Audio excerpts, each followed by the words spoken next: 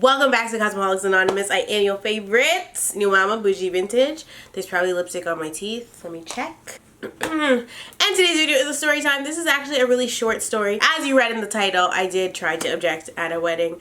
And some of you guys already know whose wedding. But if you don't, then keep watching. So when I was in elementary school, I believe I was in the 7th or 8th grade.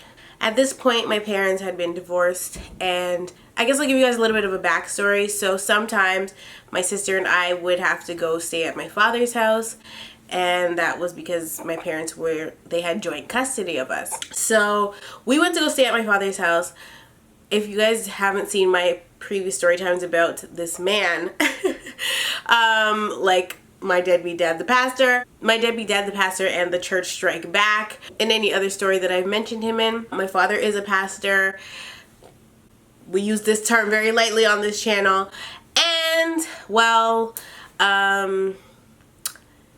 let's just say, I wouldn't say he practices what he preaches, child, but that's neither here nor there. So when I was in elementary school and we would have to go stay over there, at one time we went to stay over at his house, and we saw house slippers that belonged to a woman, and we also saw pads or tampons, something like that, in the drawer in the house. Mind you, my father had said that he was not seeing anybody, he was not dating anybody, he was single, ready to mingle. That's what he said, chat. But that was a bold-faced lie. And so I'm in elementary school, and like I said, we see these things at my father's house, and we're like, WTF is this? If you don't have a girlfriend, unless you all of a sudden got a hoo-hoo, why do you have tampons and pads in the thing in the bathroom? And also, why are there pink slippers here? Whose are these? Are you Caitlin? What is going on? So we were like, what the F? Like, you know, we didn't know what it was, but obviously because he's a pastor, he go denies out with the lie. If you are a pastor, then obviously shacking up ain't cool. You're not allowed to live with people.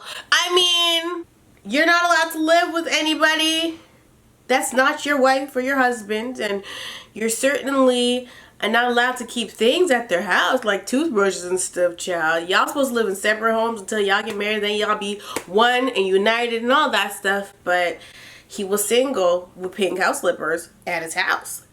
So anyway, I guess I remember telling my mom about this stuff or whatever. She didn't really care per se, but I still told her because I'm just like, what's going on? Anyway, out of the blue, chat, out of the mother effing blue, all of a sudden my father had approached my mom with divorce papers because they were separated, right? So he approached her with divorce papers and he asked for a divorce. So we all looking around like, what's going on here? Because they never tried to he never tried to reconcile with my mom to be a better father, a better husband, nothing like that. And so I guess he was jumping ship and ready to pounce onto the next victim to become his wife, honey. So basically he asked my mom for a divorce so that he could indeed go and get remarried to somebody dumb enough to take care of his trifling ass, okay? So that's basically what it was. So he asked my mom for a divorce out of the blue. Out of the blue, he tells me and my sister that he's getting married, and we're like, I think I might have said to him, but I thought you didn't have a girlfriend, because how you just gonna get married? What is this, a mail order bride? Where she come from? What she do for a living? Who is she? Rates it to say, whatever. He gets engaged to somebody. I didn't know if they were even engaged. I highly doubt they were engaged. I don't even know what the process was because we'd never met the woman. It was literally like, okay, I'm getting married, and I think I met her on the wedding day. I don't think I met her before that. Now that I think about it, I don't think I met her before the wedding day. Anyway, yeah, so like I said, he got engaged to somebody, and then the wedding came about, obviously. Now, me and my sister were not about to be a part of the wedding. We were too big to be flower girls. And if they had told me or asked me, I bitch would have said no, hell no, no thank you. So immediately, as soon as I found out that I had to go to the wedding, I was like, okay, A bitch want to wear white. Some of you guys might have heard me talk about this before. I said I was trying to wear white. A bitch was trying to sabotage any way she could, okay? I was being horrible. Actually, no. I should have worn white.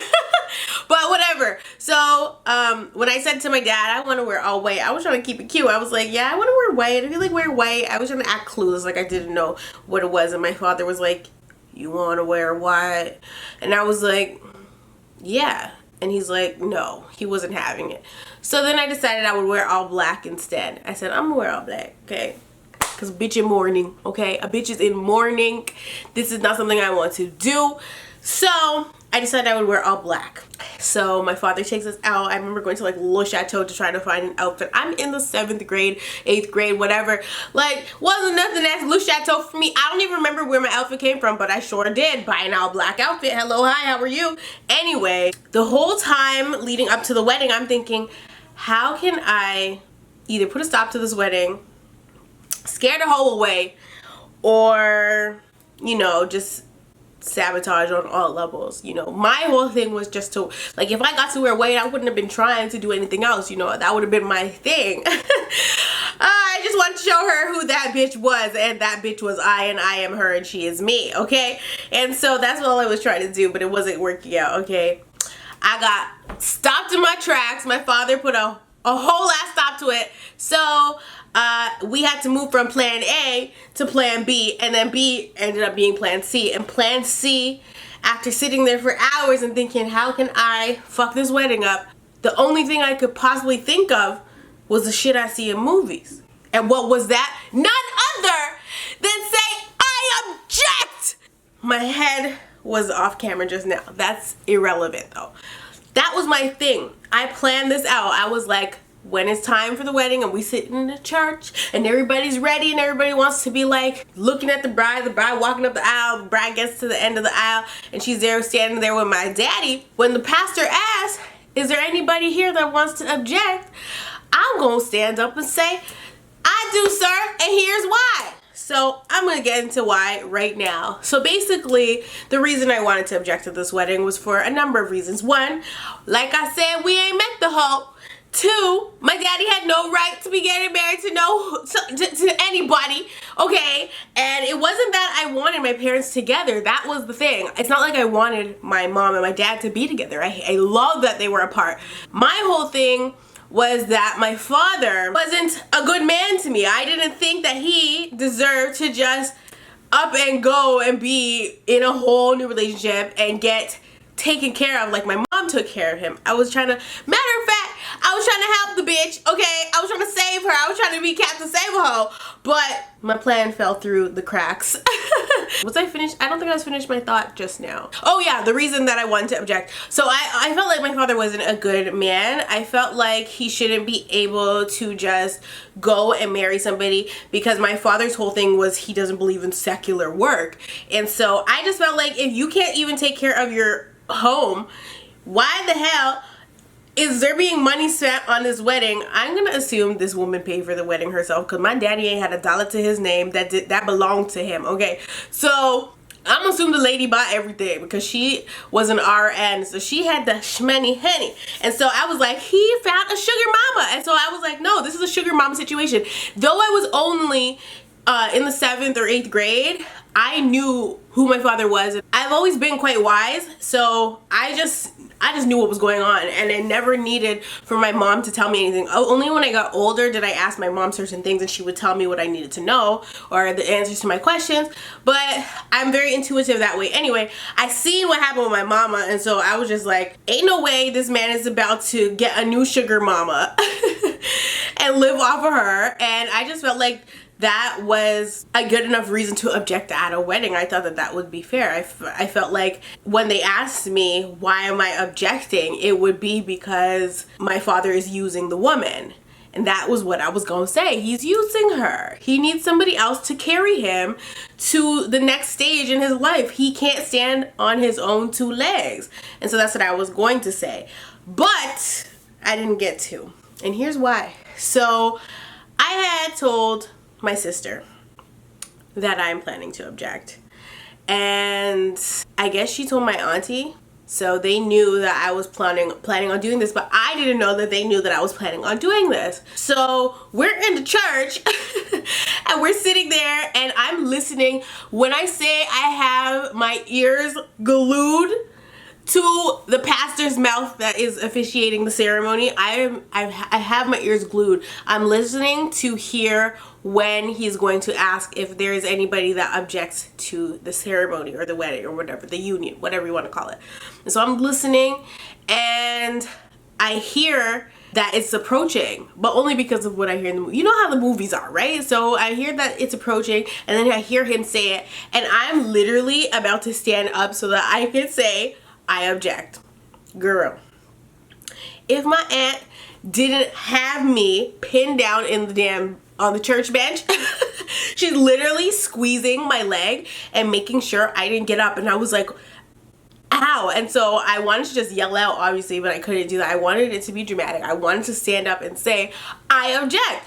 But my aunt knew and she wasn't having it. She was not about to let me do that. So she had me pinned down and I was not allowed to get up to object. And so they ended up being married and they still married. She's a sugar mama. He a sugar baby. Is what it is. I didn't stop the wedding. And I bet my bottom dollar she wishes I did, honey. She would have saved a whole lot of money and grief.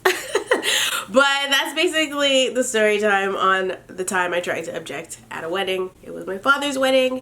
Judge me if you must, but y'all know me. Y'all know the history between me and my zaddy. Okay. So that's basically it. I tried to save somebody from getting their pockets dried out by a criminal, a con man. Okay. So that's basically it. I love you all and I will definitely see you in the next one. Tell me in the comment section below if you have ever tried to do the utmost to stop something that was evident, like it was going to happen, whether I tried to stop it or not. They would have been like, if this little girl don't sit her little ass down at the church. But that sure would have been a catastrophe. It would have been more than just a mess up or a slip up or a mishap. A Furchester catastrophe. We need to fix this catastrophe. We put it in the catastrophe. This simply cannot last your feet. A Furchester catastrophe. You guys don't know nothing about that. This is how you know I've been a mom for too long now. I'm singing Furchester catastrophe. I can't. Anyway, you guys, I love you all and I'll definitely see you in the next one.